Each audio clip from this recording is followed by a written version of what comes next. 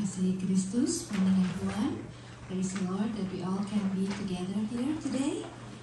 Puji Tuhan, kita dapat berkumpul kembali di pagi hari ini dengan tidak kurang suatu apa.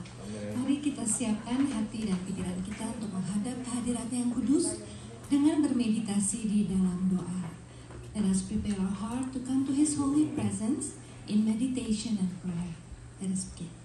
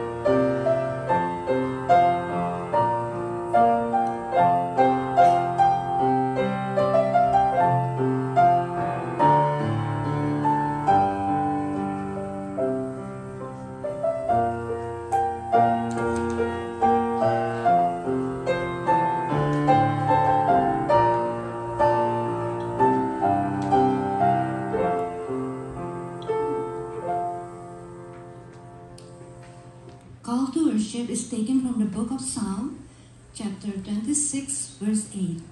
Ayat untuk mengawali ibadah kita pada hari ini diambil dari kitab Mazmur, pasalnya yang ke-26, ayatnya yang ke-8. Saya undang jemaat untuk bangkit berdiri untuk menghormati firman Tuhan. Mazmur 26, ayatnya yang ke-8 berbunyi demikian. Tuhan, aku cinta pada rumah kediaman-Mu dan pada tempat kemuliaan-Mu bersemayam. Demikianlah firman Tuhan. Mari kita buka ibadah kita dengan memujinya dengan pujian penghormatan Majesty. Mari kita nyanyikan dengan penuh ucapan syukur dan sukacita.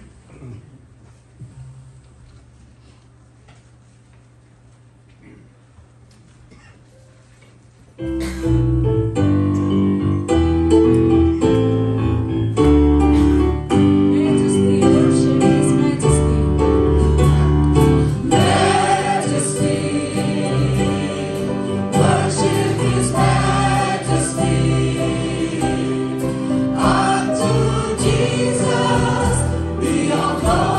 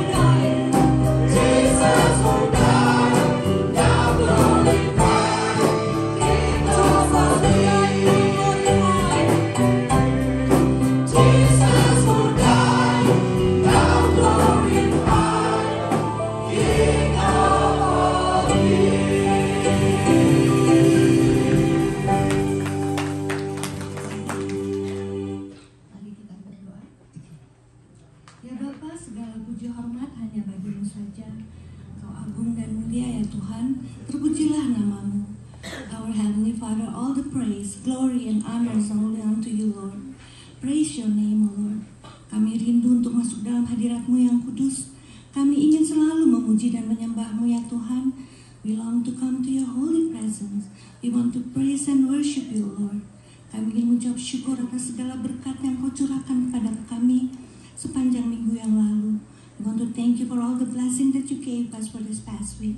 Because of your love and your mercy, we all can gather here today. Bapa di surga, berbicaralah pada kami pada pagi hari ini. Kami siap untuk mendengar firman-Mu.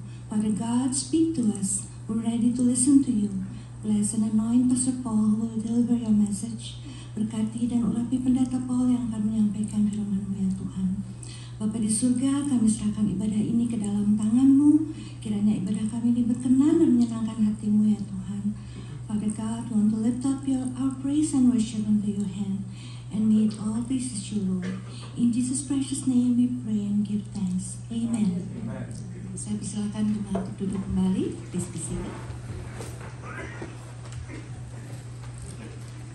Berita pengharapan diambil dari kitab Yakobus, pasalnya yang ke-1, ayatnya yang kedua dan yang keempat sampai keempat.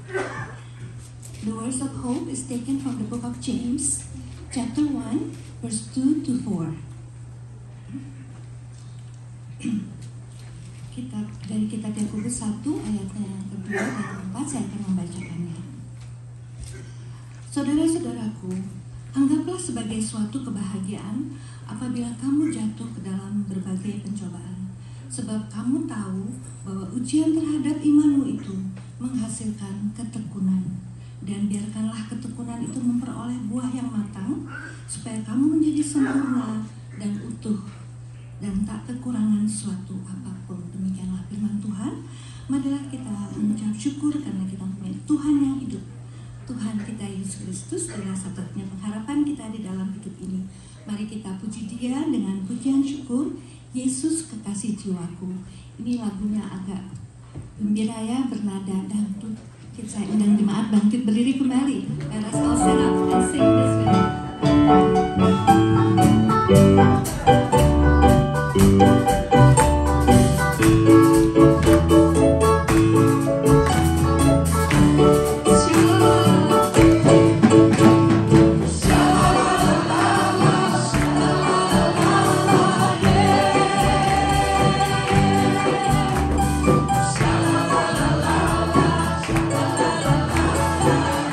Sekali lagi, shalala.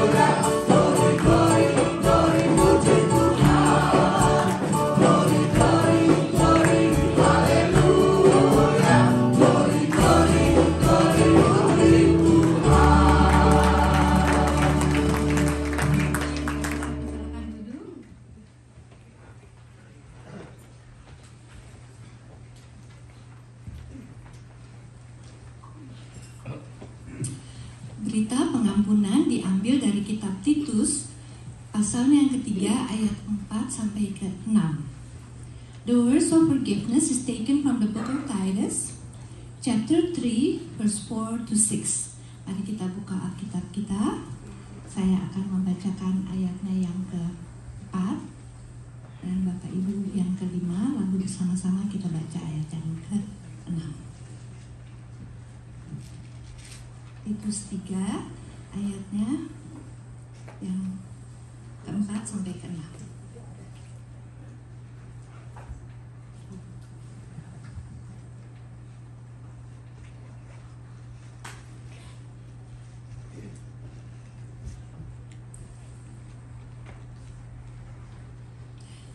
Saya akan membacakan ayat yang ketiga, Titus 3, ayat yang keempat. Tetapi ketika nyata kemurahan Allah Juru Selamat kita dan kasih-Nya pada manusia, pada waktu itu Dia telah menyelamatkan kita, bukan karena berbuat baik yang telah kita lakukan, tetapi karena rahmat-Nya oleh Roh-Nya yang kembali oleh pembawa Tuhan yang percaya Roh Kudus. Bersama-sama, yang sudah dilimpahkannya kepada kita oleh Yesus Kristus, Juru Selamat kita. Demikianlah firman Tuhan. Mari kita puji Tuhan kita yang Maha Murah dan yang Maha Pengampun. Dengan pujian Kau hapuskan air mataku.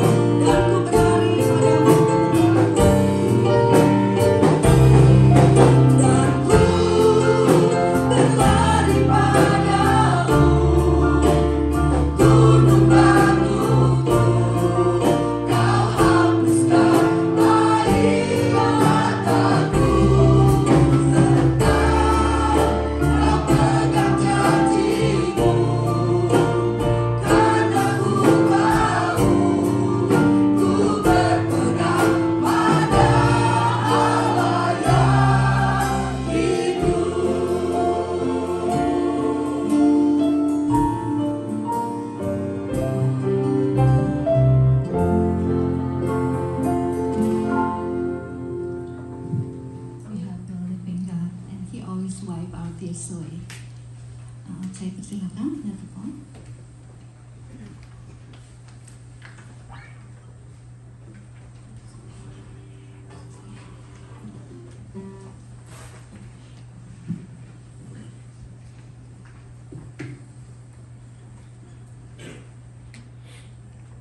Sebelum kita berdoa, marilah kita pujikan nama Yesus. Before we pray, let us sing the song, The Name of Jesus.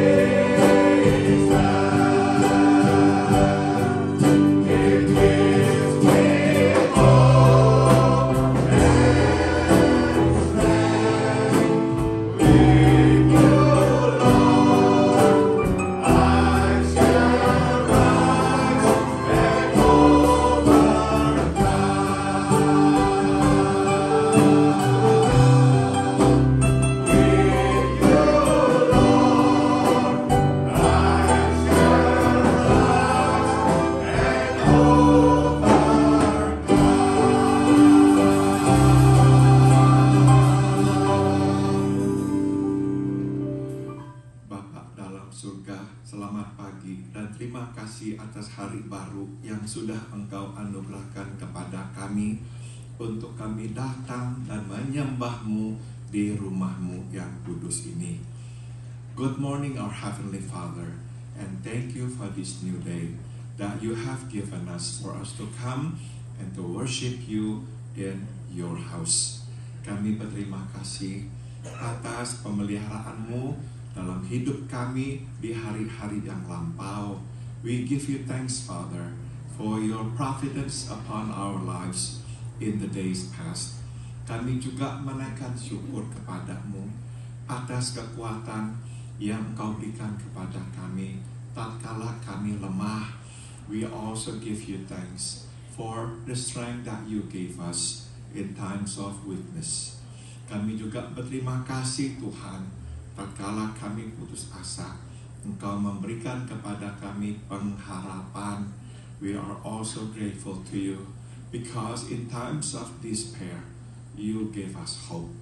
Bapa, kami juga naikkan doa, memohon pengampunan atas dosa kami. Lord, we also pray to ask for the forgiveness of our sins. Kami sudah tahu kehendak-Mu, tapi kami tidak selalu menaatinya. We knew what your will was, but we did not always obey you. Ampuni kami dengan darah-Mu yang Kau curahkan di kayu salib. So we pray, Father, please forgive us with your blood that you have shed on the cross for us. Bapa, kami juga berdoa, memohon biarlah di hari mendatang kami hidup taat kepadamu. And we pray, Father, may in the days to come, we will live more obediently to you. Kami juga naikkan doa Bapa buat teman saudara kami yang tengah lemah tubuh. We also pray, Father, for our friends, our loved ones who are sick today. Kami memohon Tuhan Yesus, teruslah Engkau berikan kesembuhan kepada saudari Stephanie dan saudara Mira. We pray, Father, may you continue to heal our sister Stephanie and Mira. Biarlah tubuh mereka terus kuat, dan biarlah Tuhan Engkau hilangkan apapun yang menjadi gangguan mereka. We pray, may you give them strength and you take everything that is bothering them away from them. Kami juga berdoa Bapa buat saudari Herwig dan saudara Anyau. Berilah kepada mereka kesembuhan pula dan kekuatan. We pray for our sister Herwig and our brother Anyau. May you also strengthen them and heal them, Father. Kami berdoa buat pendeta Tony Moniaga. Berilah kepadanya kekuatan dan sembuhkanlah dia. We pray for Pastor Tony Moniaga. May you also strengthen him and heal him, Father. Bapa, kami juga berdoa buat seorang teman bernama Hari Arbianto. Biarlah tangan-Mu juga menjamahnya, menyembuhkannya dari penyakitnya. We also pray, Father, for our brother named Hari Arbianto. Heavenly Father, may you touch him and heal him, Father. Kami percaya akan kuasa-Mu yang tak terbatas. We believe, Lord, your power is without limit. Kami juga menaikkan doa memohon, berilah kekuatan kepada Om Arthur. Lindungilah Om dari segala sakit penyakit pada masa perawatannya ini. We pray, Father, for Om Arthur. May you also strengthen him and protect him from illnesses during this treatment. Kami berdoa juga buat Tante Sim. Biarlah Engkau terus kendalikan tekanan darahnya sehingga terus stabil. We pray for Tante Sim. May you also control her blood pressure, that it will remain stable. Kami berdoa bagi Pak Gustaf, Papa dari Grace Pratama. Berilah kepadanya kekuatan menjalani perawatan. We pray for our brother Pak Gustaf, the father of Grace Pratama. May you also give him strength, Father, to go through treatment week after week. Bapak, kami juga berdoa buat Kok Cuan. Sembuhkanlah kakinya. Biarlah Kok Cuan sembuh total, tidak lagi diganggu oleh masalah ini. We pray, Father, for our brother Ajuan. May you also touch his foot, his ankle. May you take the pain away. May you heal him completely, Lord, that he will not suffer from this problem anymore. Bapak, kami juga berdoa buat Andri. Teruslah sembuhkan, berikan kekuatan kepadanya, supaya Andri bisa kembali berjalan dan beraktivitas seperti biasa. We pray for our sister Andri. May you touch and heal her, that she can get up and walk and have activities as before. Kami meminta juga teruslah beri kekuatan kepada Om Peter Subadia. Berilah kepadanya kekuatan sehingga dapat kembali duduk, berdiri, dan berjalan. We pray for Om Peter Subadia. May you strengthen him, that he can sit up, get up, and walk, Father. Bapak, kami juga berdoa buat tetangga kami, Norma. Berilah kepada Norma kekuatan dan kesembuhan. We pray for our neighbor, Norma. May you strengthen her and heal her, Father. Bapak, kami mendoakan juga buat Yudi. Berilah terus kesembuhan makin hari supaya Yudi makin sehat. We pray for our brother Yudi, Father. May you strengthen him, heal him, that each day he will grow stronger and healthier. Bapak, kami naikkan doa buat perdamaian di Ukraina. Biarlah tangan-Mu yang mengatur semua sehingga ada saling pengertian dan damai. We pray, Father, for peace over Ukraine. We pray, may your hands work in the hearts of all people involved, that there will be understanding and there will be peace. Bapa, sekarang kami berdoa, berbicaralah, kami siap untuk mendengarkan-Mu. And now we pray, Father, please speak to us. We are ready to listen to you. Dalam nama Tuhan kami Yesus Kristus, kami berdoa. In the name of our Lord Jesus Christ, we all pray. Amen.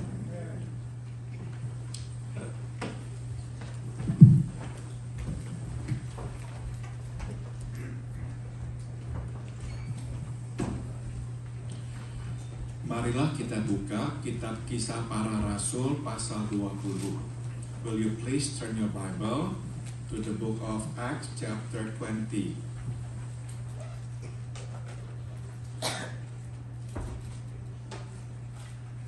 Kitab Kisah Para Rasul pasal 20.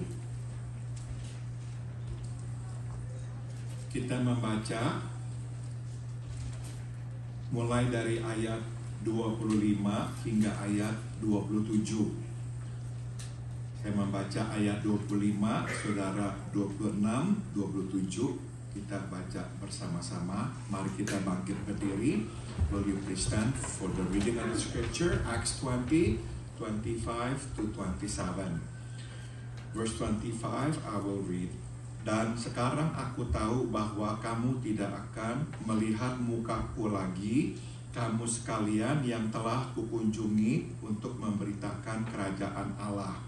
Sebab itu pada hari ini aku bersaksi kepadamu bahwa aku bersih, tidak bersalah kepada siapapun yang akan membinasakan. 27 together. Sebab aku tidak lalai memberitakan seluruh maksud Allah kepadamu. Silakan duduk, you may be seated. Tema khotbah pada pagi hari ini adalah bersih dan jujur. The theme of today's message is clean and honest. Cara tidak populer menunjukkan kasih. Unpopular ways of showing love. Saudara, bagaimanakah kita mendefinisikan orang baik? How do we define a good person? Biasanya kita mendefinisikan orang yang baik sebagai orang yang baik kepada kita. We usually define a good person as someone who is kind to us. Masalahnya adalah orang yang baik kepada kita itu belum tentu baik kepada orang lain. The problem is that person might not be as kind to somebody else. Kita mungkin juga mendefinisikan orang yang baik sebagai orang yang bertabiat baik, tidak pemarah. We may also define a good person as someone who is good-natured, never shows anger. Masalahnya adalah orang yang sama itu belum tentu peduli dengan orang lain. The problem is that same person might not care for anyone else. Nah, dalam bukunya Knowing Christ Today, Dallas Willard mendefinisikan orang yang sungguh baik adalah, menurut ajaran Yesus, orang yang dikuasai oleh kasih. In his book Knowing Christ, Dallas Willard defines a really good person, as Jesus teaches, is anyone who is pervaded with love. Sudah tentu kasih di sini merujuk kepada kasih kepada Allah dan kasih kepada sesama kita. Of course, love here refers to love for God and for our neighbors. Saya kira tidak ada yang akan mempersoalkan kebenaran ini. There is no argument here. Saya kira kita semua setuju orang yang baik adalah orang yang mengasihi Allah dan sesamanya. I think we all can agree that a good person is one who loves God and loves others. Nah, Dallas Willard kemudian menjelaskan apakah kasih itu atau seperti apakah kasih itu. Willard then goes on explaining what love is or how love looks like. Dia berkata, kasih adalah berniat baik, berbuat demi kepentingan orang yang kita kasihi. He says love means will to good, willing the benefit of what or who is loved. Kita dapat melihat kasih sewaktu kita melihat kasih Allah kepada kita. We can see what love is in the way God loves us. Karena Allah mengasihi kita, Ia memberikan putranya kepada kita demi kepentingan kita, agar kita dibebaskan dari belenggu dan hukuman dosa. Because God loved us, He gave His only Son to us for our benefit, so we can be freed from the bondage and the penalty of sin. Nah, di dalam ayat ini kita akan melihat bagaimanakah Paulus menunjukkan kasihnya kepada orang-orang yang dilayaninya. In these verses we will look at how Paul showed his love to those he ministered to. Setelah memberikan kata pengantar yang agak panjang, Paulus kemudian masuk ke inti kata-kata perpisahannya. After giving a rather lengthy introduction, Paul now goes to the heart of his farewell message. Dia memberitahukan para tua-tua Efesus bahwa mereka tidak akan bertemu lagi. He tells the Ephesian elders that they will never meet anymore. Dia akan meninggalkan mereka selamanya. He will leave them for good. Paulus tahu waktunya di dunia ini sudah dekat. Paul knows that his time to leave this world is near. Sebelum berpisah, dia ingin memberikan pertanggungjawabannya kepada mereka. So before he bids them farewell, he would like to give them his accountability. Pertama, saudara, dia berkata bahwa dia tidak bersalah atas dosa siapapun. Firstly, he tells them that he is innocent of the blood of all men. Kata tidak bersalah dapat juga diterjemahkan bersih atau murni. The word innocent here can also be translated pure or clean. Paulus mengatakan nuraninya bersih. Paul is saying here that his conscience is clear.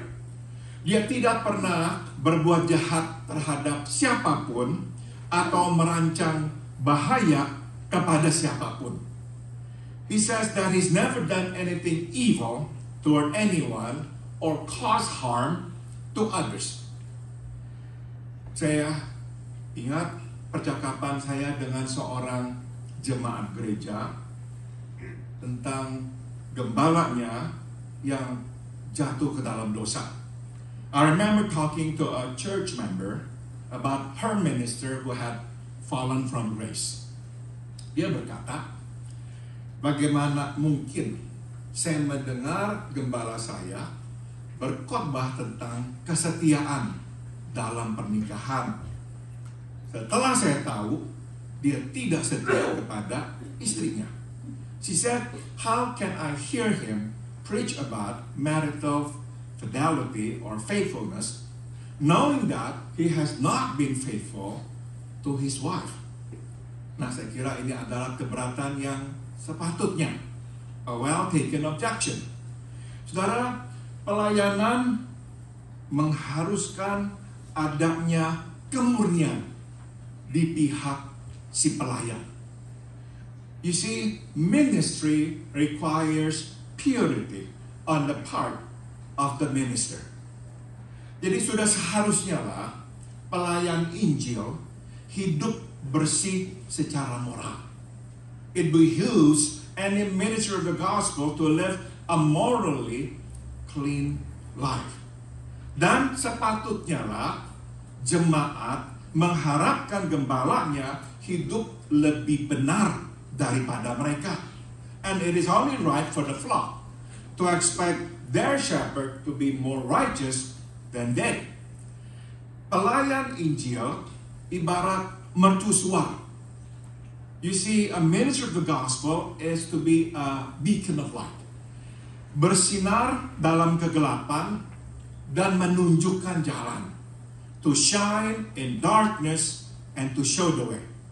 Nah, untuk bisa melakukan itu, ia harus memperoleh kepercayaan dan respect dari orang yang dituntunnya. To do that, he must earn the trust and respect of those he leads. Karena tidak terlalu susah untuk menjaga hati dan tangan kita bersih bila orang memperlakukan kita dengan benar. It is not so hard to keep our hearts and hands clean if people treat us well and fairly. Lebih sulit menjaga hati dan tangan kita bersih bila orang memperlakukan kita dengan buruk. It is a lot harder to keep our hands and hearts clean if people mistreat us. Nah, Paulus mengalami banyak perlakuan buruk. Paul experienced a lot of mistreatments. Namun, dia berhasil menjaga tangan dan hatinya bersih. However, he managed to keep his hands and heart clean. Nah, pertanyaannya adalah, bagaimanakah caranya dia melakukan itu? How did he do that? Saudara, bagaimana Paulus bisa tetap tidak ternoda oleh tipu muslihat yang digunakan terhadapnya? How did he manage to not get tainted by the dirty tricks employed against him? Ada banyak orang yang bersih masuk ke dalam misalkan tempat pekerjaan di mana banyak tipu muslihat. Suppose we are clean, but then we enter a situation, suppose a work situation, in which a lot of people in that work situation employs dirty tricks. Saudara, seringkali akhirnya kita terpengaruh. What usually happens is in the end, we are influenced, affected by it. Akhirnya kita pun menggunakan tipu muslihat. In the end, we also employ dirty tricks. Nah, saudara, Paulus juga mengalami banyak perlakuan buruk yang bermotifkan jahat kepadanya. Tapi pertanyaannya adalah, mengapakah dia kok tidak menyimpan hati yang jahat? How did he, Paul, not harbor evil thoughts against those who not only desired but also executed evil schemes against him? Karena mungkin awalnya kita bisa menahan diri, tidak berbuat apa-apa, tidak berpikir jahat kepada orang yang berbuat jahat kepada kita. Perhaps initially we can keep our hearts clean and not think badly evil about those who scheme evil against us. Tapi biasanya kalau itu berlangsung terus-menerus, akhirnya kita terpengaruh. But if that happens all the time, in the end we get affected. Kita mulai mengembangkan pikiran-pikiran yang juga buruk atau jahat. In the end we harbor evil thoughts against them too. Nah, bagaimanakah sampai kok Paulus tidak membalas mereka yang berbuat jahat kepadanya? How did he, Paul, not retaliate against them, against those who did evil to him? Nah, saudara, untuk memperoleh jawabannya, coba kita baca kembali ayat 24. To find the answer, let us read verse 24. However, I consider my life worth nothing to me. Saya menganggap hidupku tak berharga. If only I may finish the race and complete the task the Lord Jesus has given me. Asal saja aku mencapai garis akhir dan menyelesaikan tugas yang Tuhan Yesus berikan kepadaku. The task of testifying to the gospel of God's grace. Tugas menyaksikan Injil kasih karunia Allah. Saudara, berdasarkan apa yang Paulus katakan di sini, kita berkesimpulan bahwa alasan mengapa Paulus bisa menjaga hatinya dan tangannya bersih adalah karena dia tidak banyak memikirkan dirinya sendiri. Based on what Paul said here, we can conclude that the reason he could keep his hand and his heart clean was because he did not think much of himself. Baginya, dia tidak berharga. To him, he was worth nothing. Itu sebab dia tidak terlalu menanggapi perlakuan orang terhadapnya. Consequently, he did not make a big deal out of whatever people did to him. Sebab, bukankah dia bukan apa-apa? He was after all nothing. Dan tidak bisa lagi lebih rendah dari tidak ada apa-apa. And he could not get any lower than that. Jadi saudara, kita bisa katakan, makin kita melihat diri kita besar, makin kita akan berespons dengan agresif terhadap orang yang merendahkan atau melukai kita. You see, the bigger we think of ourselves, the more aggressively we respond to those who humiliate us and hurt us. Karena kita mungkin beranggapan kita ini orang yang rendah hati atau tidak berpikir muluk tentang diri sendiri. We might think that we think lowly of ourselves or even nothing of ourselves.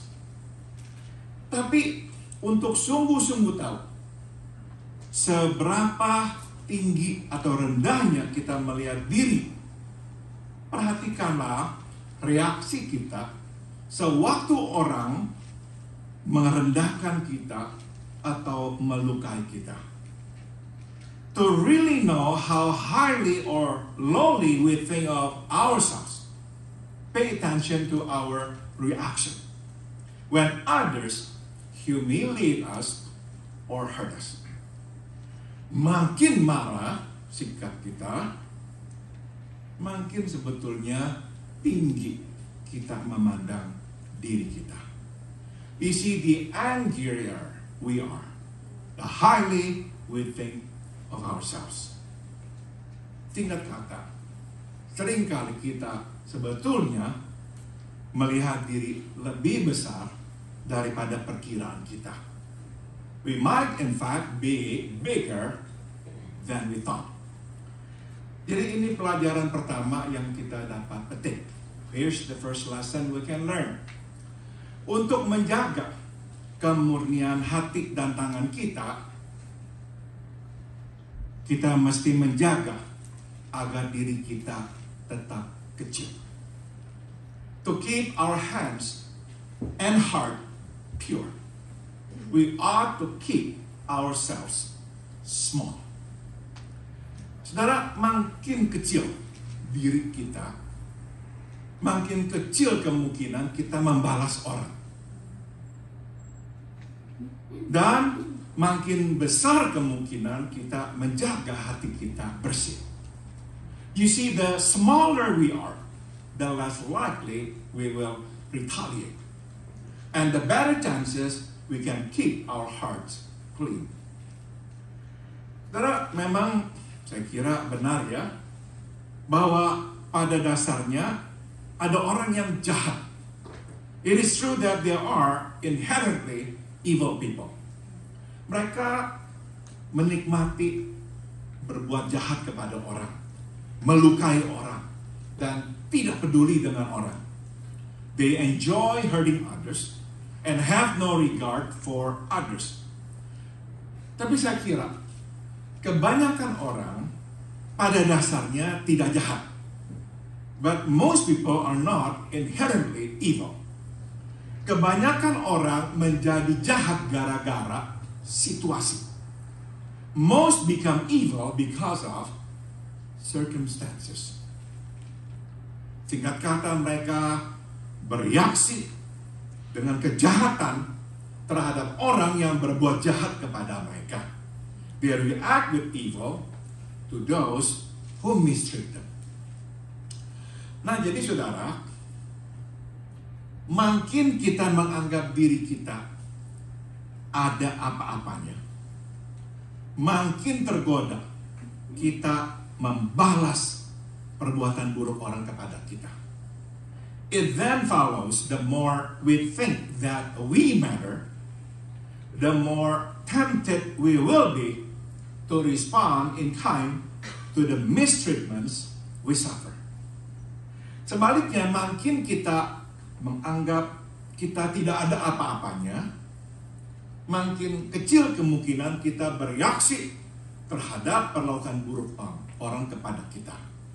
Conversely, if we think that we do not matter, we will be less likely to react to the mistreatments done unto us. Nah, untuk menjaga agar tangan dan hati kita bersih, kita harus belajar untuk tidak terlalu menghiraukan diri. To keep our hands and heart pure, we ought to learn to disregard ourselves. Dan salah satu caranya tidak menghiraukan diri adalah dengan melepaskan tuntutan yang kita embankan kepada orang untuk memperlakukan kita dengan cara tertentu. And one of the ways we do that, we disregard ourselves, is by loosening demands that we place on others in how they should treat us. Karena kita tidak bisa membuat orang menghormati kita, sama seperti orang tidak bisa membuat kita menghormati mereka. You see, we cannot make others respect us. In the same way, others cannot make us respect them. Jadi, tanggalkanlah tuntutan itu. So loosen our demands. Kita tidak dapat mengendalikan bagaimana orang memperlakukan kita. Tapi kita dapat mengendalikan diri kita. Bagaimana kita memperlakukan diri sendiri. You see, we cannot control how people treat us. But we can control how we treat ourselves. Orang mungkin tidak menghormati kita, tapi kita tetap bisa menghormati diri sendiri. People may not respect us, but we can respect ourselves. Jadi, biarkanlah orang memperlakukan kita sesuai dengan kehendak mereka. So let go of how others should or want to treat us. Bila kita bisa melepaskan orang, kita akan menemukan kemerdekaan. You see, if we can do that, we will find freedom. Bebas. Tidak apa. Saudara, saya yakin ada alasan mengapa Tuhan meminta kita sebagai anak-anaknya dipanggil pelayan. I believe there's a reason why Jesus wants us, His children, to be called His servants. Saudara, tidak apa-apa, ya, pelajaran tentang kepemimpinan di dalam gereja. Of course, there's nothing wrong about learning about leadership in church setting or in ministry. Tapi kita perlu jelas dengan satu ini, saudara. Tuhan tidak memanggil kita menjadi pemimpin. Cari di Alkitab dari depan sampai belakang, kita tidak akan menemukan panggilan Tuhan agar kita menjadi pemimpin. You can look into the Bible from front to cover. You will not find God's calling for us to become leader. Hanya menjadi pelayan. God calls us to be a servant. Nah, saudara, tidak ada yang lebih rendah daripada pelayan di sini, sebab kata pelayan di sini sama dengan kata budak. And you see, there's nothing lower than a servant here, because in the Bible, servant means a slave. Saudara, kalau kita bisa terima, sungguh-sungguh terima, kita ini pelayan, saudara, kita tidak akan cepat tersinggung atau marah kepada orang yang memperlakukan kita tidak baik.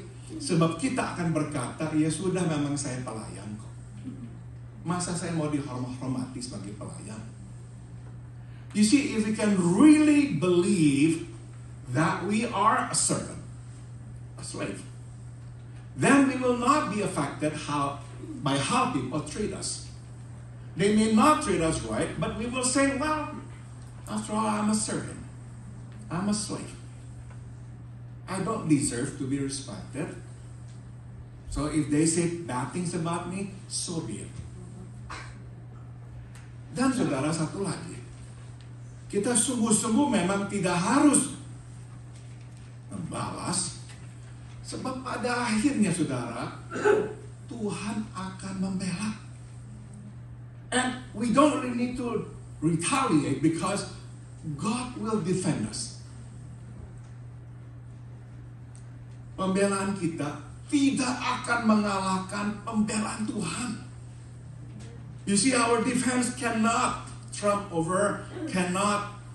overcome God's defense. God's defense is the best defense. Jadi biarkan Tuhan membela kita. So let God defend us. Sambung lagi. Paulus berkata, saya tidak ragu memberitakan kepadamu seluruh kehendak atau maksud Allah. Paul continues here. For I have not hesitated to proclaim to you the whole will of God. Kata ragu di sini dapat pula diterjemahkan mengkerut atau menarik diri karena takut. The word hesitate here can also be translated to shrink, to hold back out of fear or concern. Jadi Paulus berkata, apapun yang Tuhan suruh dia katakan, dia akan katakan. Paul is saying here, whatever the Lord tells him to say, he will say it. Dia tidak akan memilih-milih karena takut kepada orang, mana yang dia katakan atau mana yang tidak akan dia katakan. He will not pick and choose out of concern or fear of what others will do to him. Dia hanya akan menerima perintah dari Tuhan Yesus, bukan dari orang. He will only take orders from the Lord Jesus, not from others. Nah, kita jadi bisa simpulkan, Paulus adalah orang yang tidak berat sebelah. We can then conclude that Paul was impartial. Dia memperlakukan semua orang, kaya, miskin, berpendidikan, tidak berpendidikan, Yahudi atau bukan Yahudi, sama. He treated everyone, rich or poor, educated or not educated, Jews or Gentiles, the same. Ancaman atau balasan, posisi atau status sosial orang tidak mempengaruhi pelayanannya. Threat or reprisal, position or social status did not have any bearings on his ministry. Selama dia tahu ini yang Tuhan kehendaki untuk dia katakan atau lakukan, dia akan katakan atau lakukan. As long as he knew that it was what God wanted him to say or do, he would say it or do it. Karena susah untuk saya melakukan ini. I found this hard to do. Jadi saya berpikir, pasti Paulus juga harus bergumul untuk menjadi orang yang tidak membeda-bedakan orang. As a normal being, I bet Paul must have struggled to be impartial. Bagaimana caranya? Dia itu kok tidak berat sebelah, tidak membeda-bedakan orang. How did he manage to do that? Untuk memperoleh jawabannya, coba kita lihat ayat 24 lagi. To find the answer, let's go back to verse 24 again. Saya menganggap hidup saya tak berharga. He says, I consider my life worth nothing to me. Asal saja saya mencapai garis akhir. If only I may finish the race. Dan menyelesaikan tugas yang Tuhan Yesus berikan kepada saya. And complete the task the Lord Jesus has given me.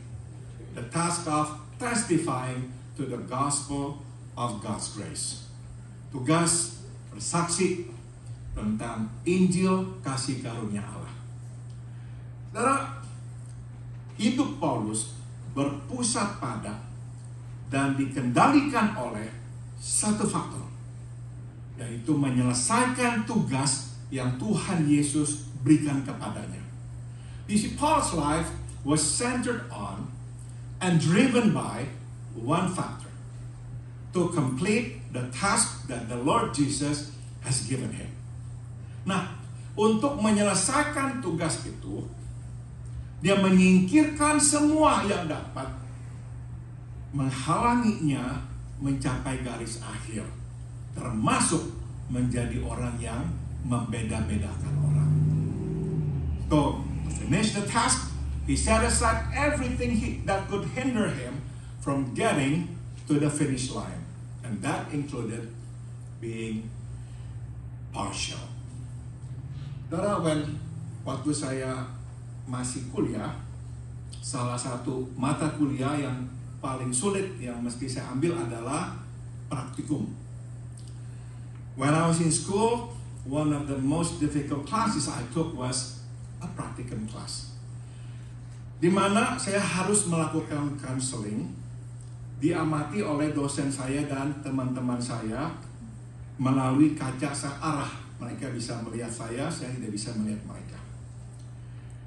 In that class, I had to do counseling while being observed by my professor and fellow classmates through a one-way mirror. Setelah praktikum, saya mesti hadir dalam supervisi, di mana saya mendapatkan tanggapan dari mereka. Afterward, I would go to supervision to receive feedback from them. Ini benar-benar membuat saya nervous. That really made me nervous. Saya juga takut karena saya tahu saya tidak menjalankan tugas saya dengan baik. I was also scared because I did not do a good job. Itu sebab saya sering mendapatkan tanggapan yang buruk. Hence, I receive a lot of negative feedback. Masalahnya adalah makin takut saya, makin mempengaruhi lah konseling saya, sampai kadang-kadang saya gagal dalam konseling. The problem was the more scared I was, the more it affected my counseling to the point that I sometimes stuttered. Ada satu ketika saya tahu saya mesti mengatakan sesuatu kepada klien saya, tapi saya tidak mengatakannya karena saya takut kalau saya katakan saya akan gagal. Once I knew what I had to say to my client, but I didn't say it because I was afraid that I would stutter saying it. Nah, pada masa supervisi, dosen saya menangkap itu dan memperhadapkan saya dengan apa yang saya lakukan. During supervision, my professor caught it and confronted me. Dia bertanya, mengapa kamu tidak mengatakan itu? Meskipun kamu tahu apa yang mesti kamu katakan. He asked me why I didn't say it even though I knew what to say. Jadi saya katakan kepada dosen saya bahwa saya takut kalau saya katakan itu saya akan gagap. So I told him because I was afraid that I would stutter saying it. Dia kemudian memberikan nasihat yang bijak kepada saya. He then wisely advised me. He He said this. Even though you had to stutter saying it, and might take you forever saying it, but you still ought to say it, because it was important for your client to hear what you had to say. Meski kamu akan gagap waktu mengatakannya, dan mungkin kamu harus berlama-lama mengatakannya karena gagap, kamu tetap harus mengatakannya karena hal yang kamu katakan penting didengar oleh klien kamu. Then he concluded, remember, you are there for your client, not the other way around. Kamu di situ untuk klien kamu, bukan sebaliknya. Jadi maksudnya, kalau itu penting buat klien saya dengar, dan karena counseling ini buat klien saya harus utamakan dia, nomor 2 kan gagap saya. So you see what he was saying? Because I was in counseling for my client, I had to prioritize on my client. Whatever it was, he had to hear from me. He had to hear it from me. He's not there for me. Yeah? His need was number 1. My need, not to look foolish when I stutter, number 2. Saudara, Paulus mungkin takut balasan, tapi dia tetap mengatakan apa yang mesti dikatakannya. Paul might be afraid of repercussion, but he still said what he had to say. Paulus tahu apa yang Allah inginkan dia sampaikan, dan bahwa penting buat mereka mendengar apa yang Allah harus sampaikan kepada mereka. Paul knew that was what God had wanted him to say, and that was important for them to hear what God had to say to them. Singkat kata, dia tidak berdiri menjadi penghalang antara Allah dan manusia. He did not stand in the way between God and people. Dia memberitakan seluruh maksud Allah tanpa korting. He proclaimed the whole will of God without discount.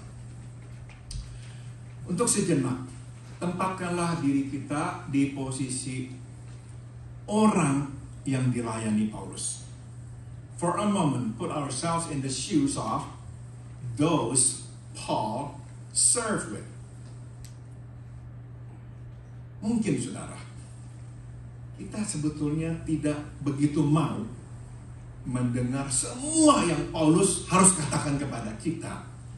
You see, perhaps we would not want to hear everything Paul had to say. Mungkin kita lebih mau Paulus mengkorting-korting apa yang Allah ingin sampaikan kepada kita lewat dia, karena kita juga tidak siap untuk mendengarnya. We prefer that he discounted what God wanted him to say to us because we just did not feel up to it. Dan mungkin sekali ada waktu-waktu Paulus tahu itu, dan dia merasa tidak enak hati menyampaikannya kepada kita, namun dia tetap sampaikan. I'm sure Paul knew that, and perhaps he felt badly saying it, but still he said it. Saya yakin kita pernah berada dalam situasi seperti itu. I'm sure we have been in that situation before.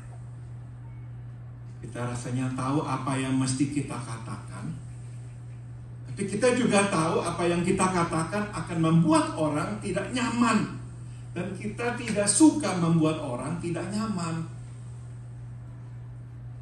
We sense that what we have to say would make people feel uncomfortable, and we don't like making people uneasy. Juga saudara, kita mungkin takut perkataan kita membuat orang tidak terlalu menyukai kita. And further, we are afraid that by saying it, we would make others like us less. Atau mungkin menolak kita. They might even reject us. Jadi begitu seringnya kita menahan diri, tidak mengatakannya. So how often we then decided to hold back. Tapi saudara, itu tidak menghentikan Paulus. But that did not stop Paul. Meski kadang dia harus menginjak kaki orang, dia tetap katakan. Even though along the way he must step on some toes, he still said it. Dia tahu dia bertanggung jawab kepada Tuhan yang telah menugaskan dia untuk mengatakannya. He knew that he was responsible to God to finish the job, to say what God wanted him to say. Paulus berkata dia tidak bersalah dan dia tidak berat sebelah. Paul said that he was innocent and impartial. Mungkin kita bertanya-tanya, kenapa kok Paulus harus mengatakan ini dalam kata-kata perpisahannya? Perhaps we're wondering why he had to say what he had to say in this farewell speech. Saya menduga, saudara, selain memberi pertanggungan jawab, dia juga mau memastikan tidak ada kesalahpahaman di antara mereka. I believe besides giving accountability, he also wanted to make sure there's no misunderstanding. Kita yang membaca tulisan-tulisan Paulus mesti mengakui bahwa ada kalanya keluar kata-kata keras dari mulut Paulus. We who have read Paul's writings must acknowledge that at times he did say strong words. Nah, mungkin dia ingin mereka tahu di hari perpisahan ini dia tidak pernah berniat jahat, bahwa dia hanya ingin jujur kepada mereka. Perhaps on that day, before he said farewell, he just wanted them to know that he never meant any harm and that he was just being honest to them. Mungkin Paulus adalah rasul yang paling besar. Paul was perhaps the greatest apostle.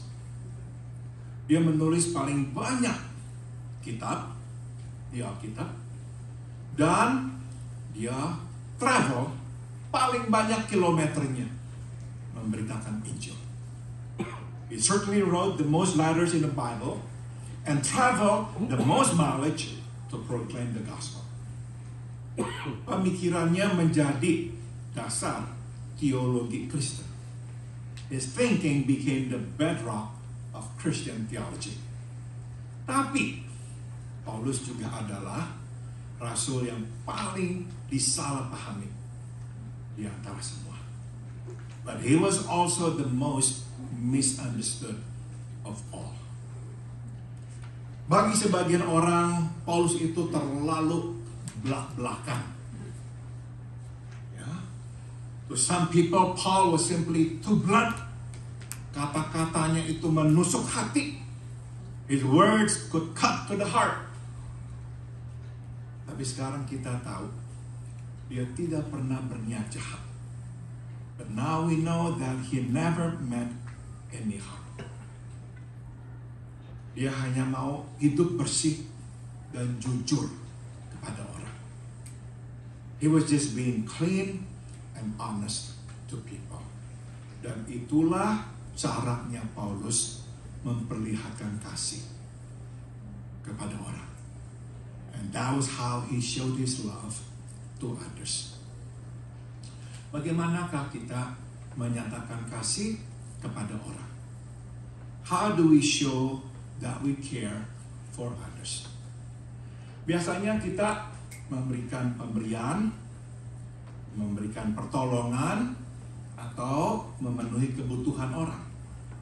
We usually do that by giving gifts, by rendering help, and by meeting needs. Semua baik. Tapi hari ini kita belajar. Ada satu lagi yang bisa kita lakukan untuk memperlihatkan kita sayang kepada mereka. Yaitu dengan menjadi bersih dan jujur. That's all fine. But now we learn there is something else we can do to show that we care. By being clean and honest. Kita tidak berniat jahat. Dan kita mengatakan kebenaran. Seluruhnya kepada orang. We mean and cause no harm to anyone. And we tell the truth. The whole truth to everyone. Memang ini bukan cara yang populer untuk menunjukkan kasih. Tapi ini adalah cara yang diperlukan terutama sekarang. It's not a popular way of showing love, but it is very much needed, especially today. Mari kita berdoa. Kami sudah mendengar firman-Mu, Tuhan Yesus. Kami sudah tahu apa yang Kau kehendaki dari kami, bersih dan jujur. Jadi kami berdoa, tolong kami bersih dan jujur. We have heard what you have to say to us, Father. You have taught us what you want us to do to show care and love to others by being clean and being honest. Kami berdoa, Bapa, tolong kami. So please help us, God. Help us to be clean and honest. Dalam nama Tuhan Yesus, kami berdoa. In the name of Jesus we pray. Amen. Terima kasih.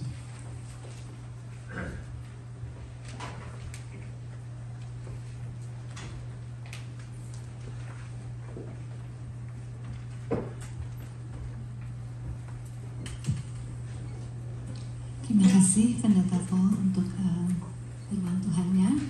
Jadi kesimpulan saya, berbahagialah orang yang kecil dan rendah, bukan ya? Bless those who are small, it's not like that. Ya, berbahagialah orang yang rendah hati, dan kita boleh selalu jujur dan bersih dalam menyampaikan kasih Tuhan kepada orang lain. Mari kita sambut firman Tuhan dengan pujian Selalu Untukmu, ya. Lagu ini adalah lagu favorit dari salah satu jemaat kita yang ada di Indonesia, namanya Om Hein. Om Hein, the song is for you, selalu untukmu, karena dia selalu rajin melihat YouTube kita. Mari kita puji dia. Saya undang jemaat untuk bangkit berdiri. Selalu untukmu.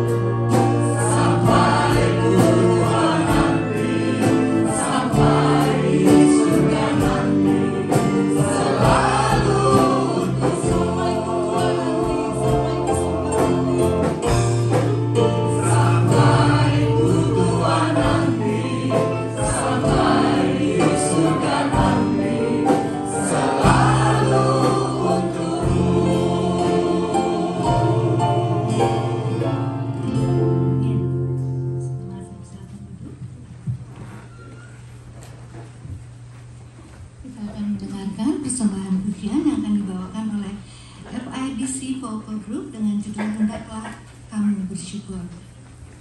Saya persilakan bukan di situ Pedro.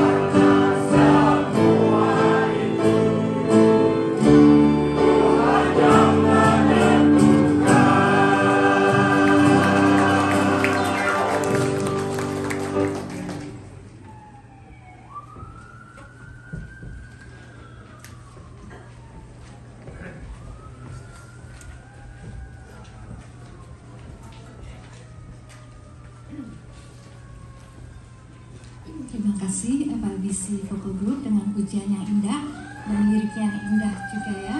Thank you for the beautiful lyrics that reminds us that we always have to be grateful in everything because God takes care of everything in our life. Tiba waktunya untuk kita memberikan persembahan syukur kita.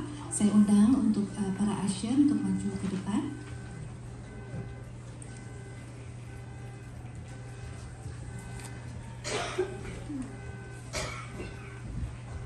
Let us all be a cheerful giver.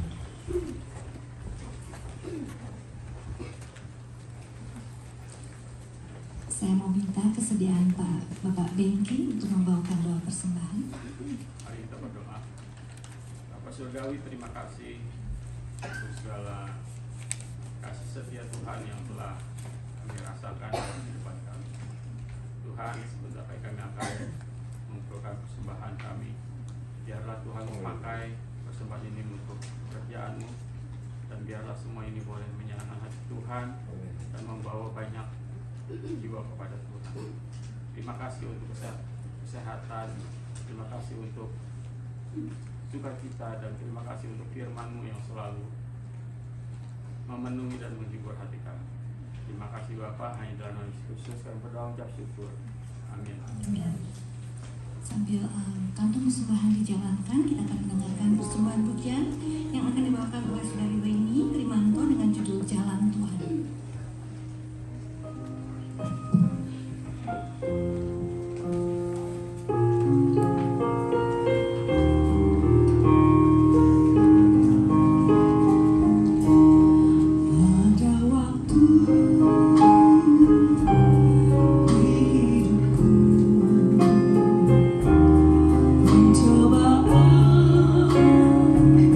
Berat menekan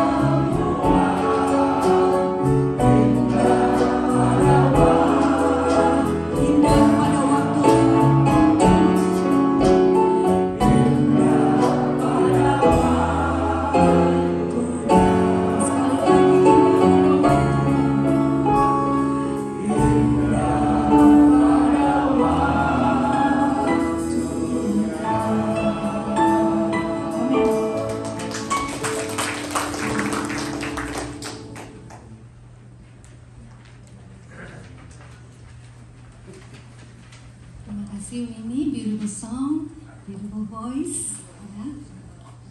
That makes everything beautiful in His time, ya. Kita akan akhiri ibadah kita dengan pujian penyerahan. Ini juga jalan, ya, jalan bersama Yesus selalu manise. Namanya orang Ambon ya, Papa mau nyanyi manise. Mari saya undang jemaat untuk bangkit berdiri karena jalan bersama Yesus selalu manise.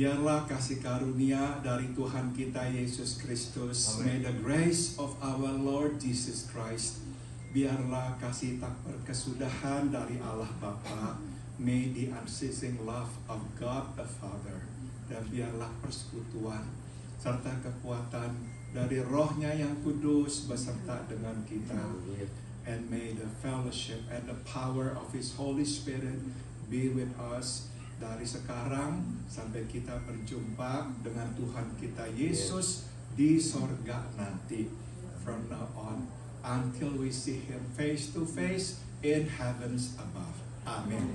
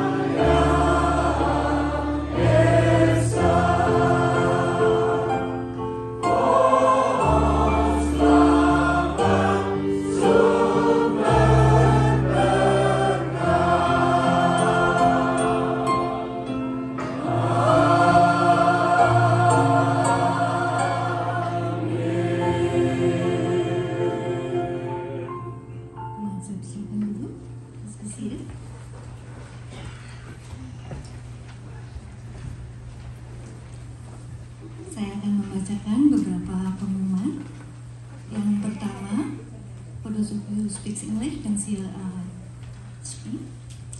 Yang pertama, persekutuan wanita akan diadakan pada hari Sabtu, tanggal 19 Maret dari mulai pukul 10 sampai pukul 12 siang di gereja. Semua wanita diundang untuk hadir. Yang kedua, hari ini ada latihan paduan suara pada pukul 1:30 ya. Dan terima kasih bagi mereka semua yang sudah ambil bagian dalam pelayanan hari ini. Kiranya Tuhan memberkati pelayanan saudara-saudara sekalian.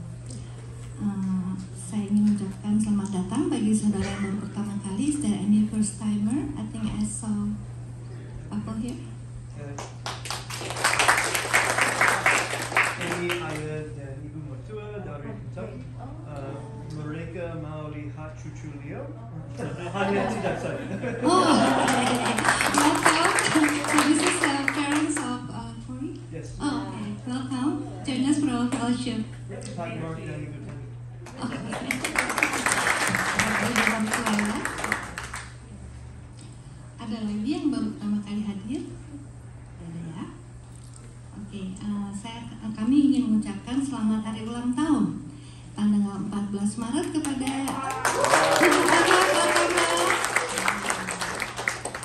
belahan jiwanya Pak Hari.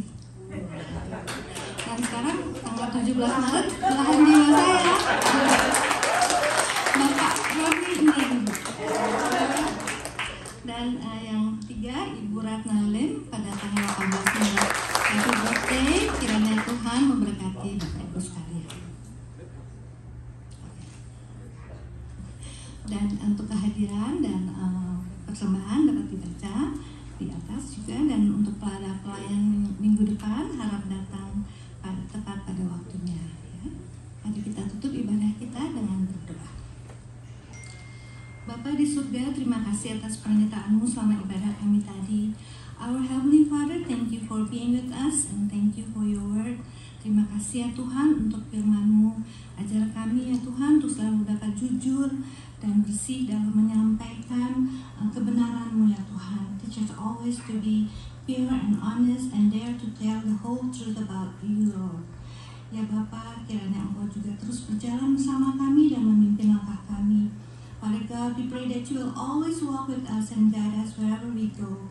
Jauhkan kami dari pencobaan, dan kiranya Roh Kudus selalu menguasai hati dan pikiran kami. May the Holy Spirit always work within us, so we may not fall into temptation. Ya Tuhan, kami serahkan seluruh hidup kami dalam tangan-Mu. Pakailah kami sebagai alat-Mu. We surrender our life into your hand, Lord, and may you use us as your instrument, Lord. Thank you, Father, in your precious name we pray and give thanks. Amen. Ibadah selesai, hari Minggu, Happy Sunday.